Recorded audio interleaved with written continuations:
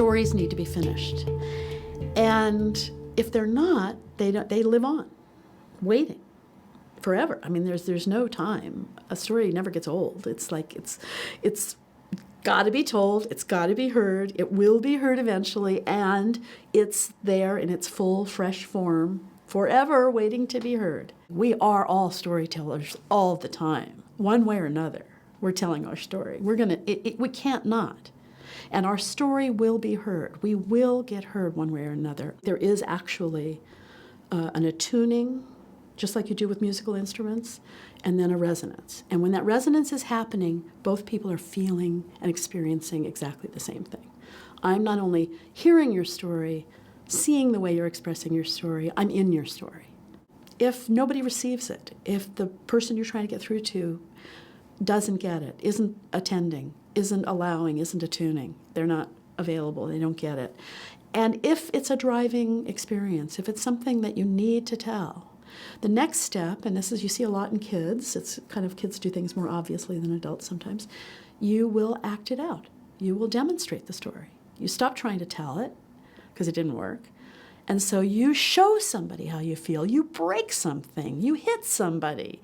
You scream. You throw a tantrum. You kick the floor. You do something that says, this is how I feel. Do you get it now? Is this clear enough for you? You know?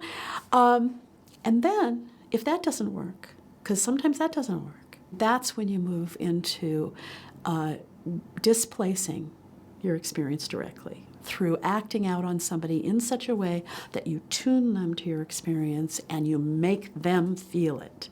And they get it in that moment. They can't help but get it. They feel it. It may not work out terribly well in the context of the entire relationship, but in that moment, they do get the story. Of course, they may misunderstand it. They just think they're hurting. That's the problem, right? Because with this displacement, we don't always understand that what we're receiving, what we're experiencing, is a message. We usually think, oh, that's how I feel. You just said a really nasty thing to me and you made me feel terrible. And we don't catch that, oh, you're making me feel the terrible that you already felt. This is a story. So all I do is I want to allow the story to complete itself. I want it to have a full hearing.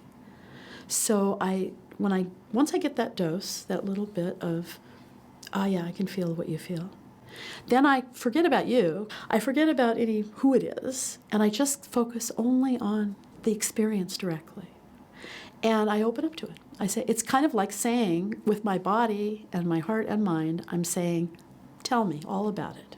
And at a certain point, just like any good story, it peaks. There's that moment of what is it? Is it the climax of the story, I guess? And then it sort of falls away. You have a nice little resolution. And it's like the ripe fruit falls off the tree. And then I'm like, oh, okay, it's done. And I always know that the other person that I've been working with will also feel relief. And what is interesting is this part is so easy because these stories want so badly to be heard. To trust the feelings people have. It doesn't matter that it was 12 years ago. It doesn't matter that everybody around you could tell you all the 25,000 reasons why you shouldn't feel that. What matters is you do feel it. So trust it. Let it impact you. Feel it. Open up to it. Let it tell its whole story. That's really all you have to do.